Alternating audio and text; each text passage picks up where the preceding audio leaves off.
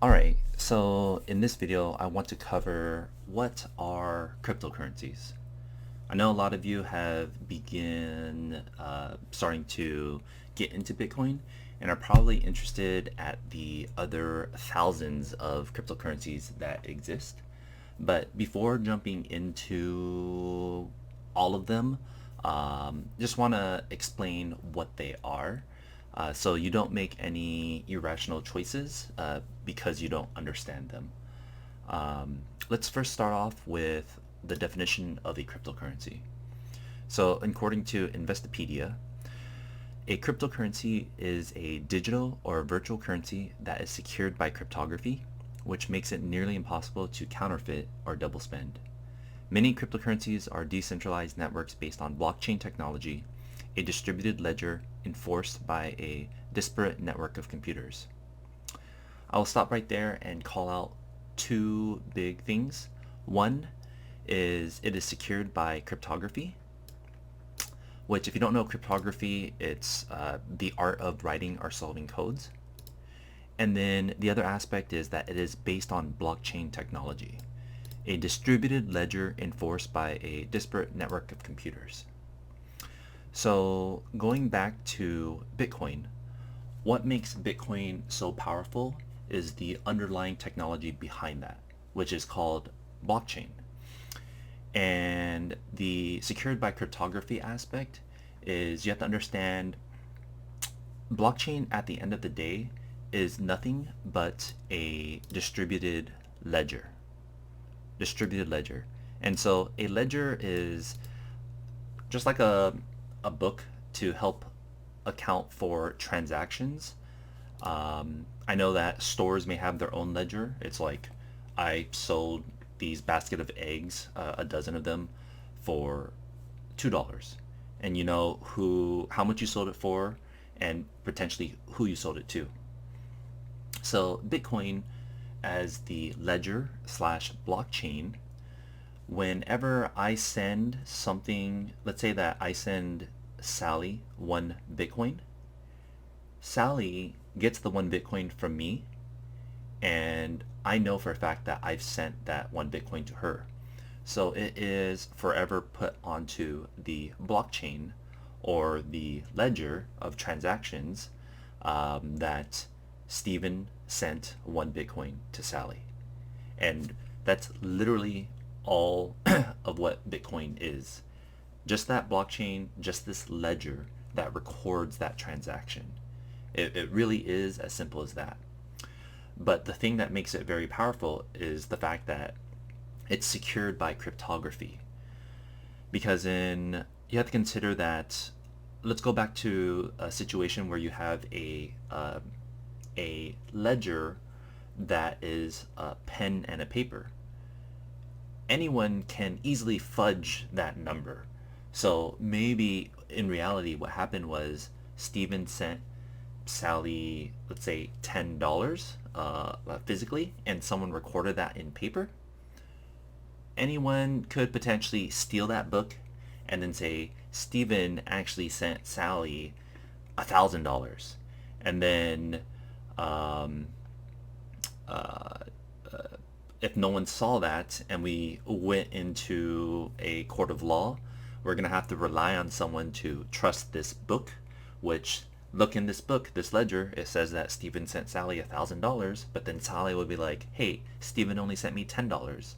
So you have this book, this ledger that has this transaction recorded in it, and it's supposed to be truthful, but someone could mess with it. So let's get rid of that example, but going back to Bitcoin and the fact that blockchain, the ledger, is secured by cryptography. This is the other powerful aspect of Bitcoin and these cryptocurrencies, is that it's secured by cryptography. So essentially, because of this cryptography, Bitcoin has something called proof of work, where you have a bunch of computers solving math problems all day long, and when they solve the math problem, because it's super hard, it kind of verifies that transaction is accurate. And so because you have this security uh, consensus mechanism, you know for a fact 100% that whatever got uploaded into the blockchain is 100% real, and everyone can trust that information, that no one fudged any numbers. So that's Bitcoin. Kind of a lot there, but you need to understand that because that's the underlying technology behind Bitcoin. It's the fact that you can trust whatever happens on the Bitcoin network is indeed true. And so that's why it's called, like, essentially the first cryptocurrency. Now, talking about other cryptocurrencies, I think one cryptocurrency might be a bit misleading because these other crypto-based assets are not necessarily currencies. Let's just start off with other cryptocurrencies that are legitimately cryptocurrencies. Again, Bitcoin was intended to be a new currency that we would use in our day-to-day lives, which we can still use, but it's becoming a bit difficult as the network gets congested. And so what you find out is Bitcoin takes about 10 minutes to validate on the network. But you have other cryptocurrencies that have improved on that technology. So one might be something like Litecoin. Litecoin is intended to be used as a currency. I believe Binance Coin is also intended to be used as a currency. There's Bitcoin Cash, Bitcoin SV, which is like a split off of Bitcoin. Similar, actually, technically, a lot of these currencies are split offs of Bitcoin. Like Litecoin is a actually, never mind. I take that back. Litecoin isn't a split off. It's like its own new thing.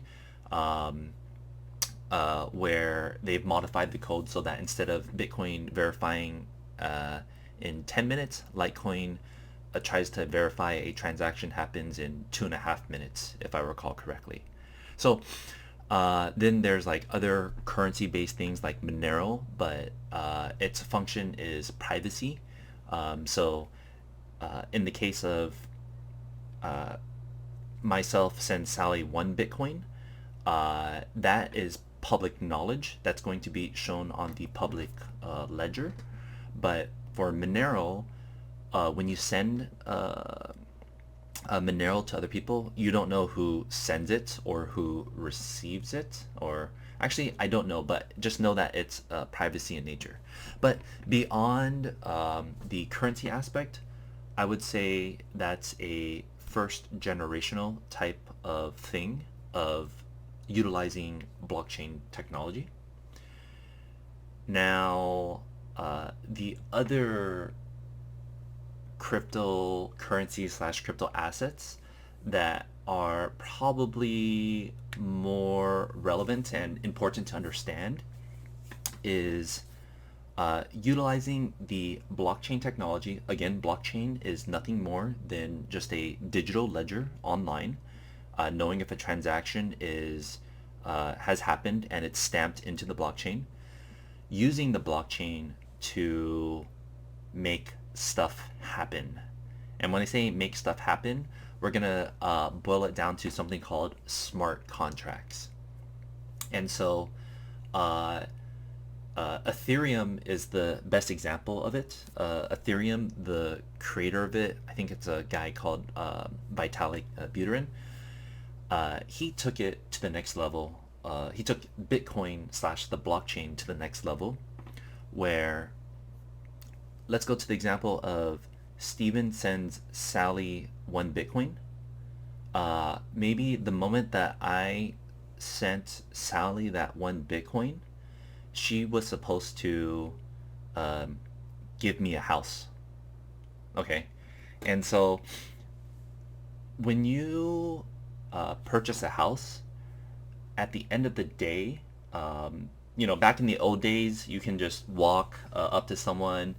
I think you can do this. Like, walk up to someone, I like your house, here's a bag full of money, and maybe do like a handshake deal, and then write a receipt for it and say, Um, uh, I just bought this house from you and now I own it. But I think in the US at least, the way that you actually own the house is you have to have title of the house. So title is going to be recorded in the particular city the house is in. And so if your name is officially on the title of that house and recorded in the city saying that Stephen owns this house over here, then you are indeed the true owner of it. Now, smart contracts is as if uh, Stephen, I sent 1 Bitcoin over to Sally, and immediately, without anyone to tell us to make it happen, the title automatically shifts over from Sally to Stephen. And so that is the beautiful thing about it, about blockchain at the end of the day, is that you don't need these third parties to verify and validate that something has happened. Because normally, if you were to buy a house, you would have to get it notarized by people. You have to hit up the public record, tell them that all these changes are happening. But if things were put onto the blockchain, which again is just a ledger to record all transactions that happen, then you don't need anyone else to prove that transaction happened. It could just be between me and Sally that that transaction happened. And as a result of that transaction happened, this other result happened, which was Sally turned over her house to me, and it's recorded on the blockchain. And on the blockchain, anyone can see that I sent Sally 1 Bitcoin, Sally received 1 Bitcoin, and in return, Sally gave sold her house to Stephen, and Stephen received the house from Sally on this date and on this time. And so that kind of sums up blockchain. Now, how that's applied to these other various cryptocurrencies is using Ethereum as an example. Ethereum isn't the actual cryptocurrency.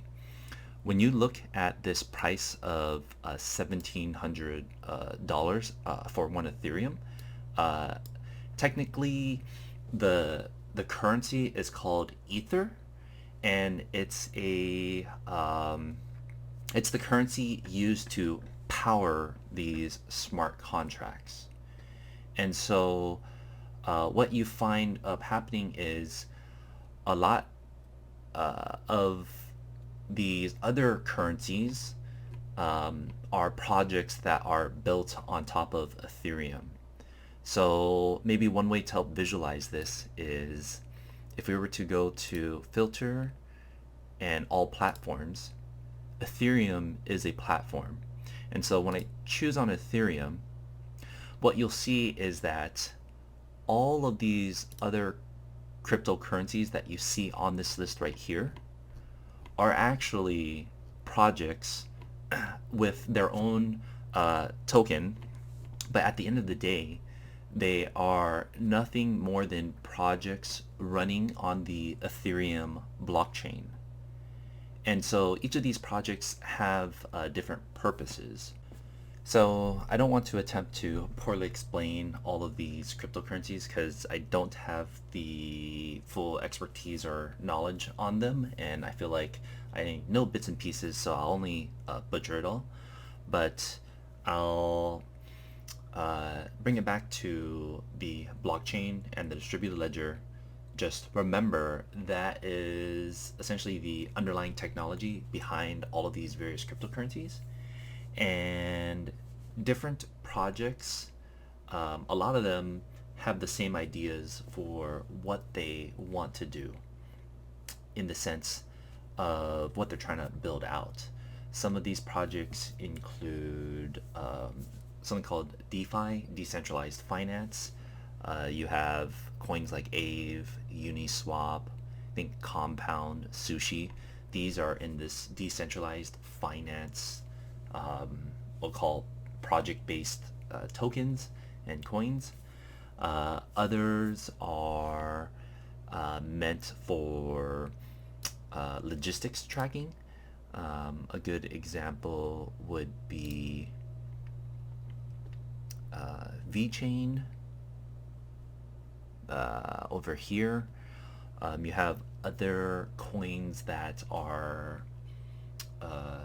meant for their particular platform, something like Celsius or Binance coin. You've got this meme coin which is called Dogecoin, which you've probably seen in recently, has been pumping up like crazy. Funny enough, Dogecoin is a copy of Litecoin, which Litecoin is a copy of Bitcoin, and so you'll tend to see that a lot of these projects actually are originally Bitcoin copies or forks of Bitcoins. But I think the cool ones to pay attention to are definitely Ethereum, because it's a platform and has the capabilities to build projects on top of them for various purposes. But one of the things that pegs the cryptocurrency world is how congested the networks are, and how much transactions you're able to handle like per second. So if you notice for Ethereum, there's this thing called ETH gas, and it's 257 Gwei right now. I think Gwei is just like the units of how much Ether tokens are required to fuel these smart contracts. And so going back to my example of me buying a house from Sally, all of these transactions that you put onto the blockchain are not free, and they have obviously a cost associated with it. But the thing that is pegging the Ethereum network today is the fact that it's isn't as it can't handle that great high of a traffic, and so you'll have these very high gas costs, which is this Ethereum gas. I'd say normally a good gas price would probably be sub 50 and below. The lower the better. So you have other platforms that are being built up to handle this scalability problem. And one that I personally really like is Cardano, where it's trying to do the same thing as Ethereum, but do it in a different way, where a lot of their work that they implement has actually been academically peer reviewed and scientifically proven before they actually implement their work. Polkadot is another good example of another platform that's being built in a different way, where ultimately you can have projects built on these platforms. So where I say Bitcoin is a first generation type of blockchain and cryptocurrency, I would consider Ethereum the second generation, where you're actually building projects and smart contracts for a purpose on the blockchain. And then the third generation, I would consider essentially the same thing as the second generation, but those projects that have fixed those infrastructure and scaling issues so that more people can be on the network and utilize the token more effectively. But yes, I hope that gave a better understanding of what cryptocurrencies are. I will leave it at that. If anything, just remember that all of these are essentially blockchain based projects, and uh, they're secured cryptographically secured, so that whatever happens on the blockchain, you know, is secure and real.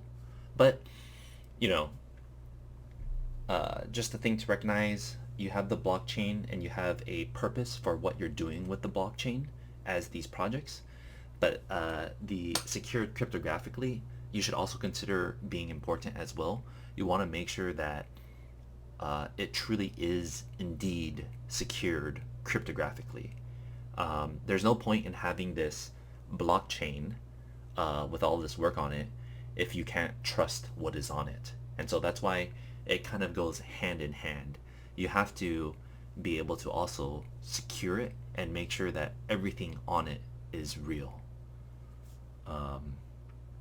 So yes, let's truly leave it at that. I will end this video here and hope that this has been somewhat informative for you. But thank you for listening to this. Have a good day.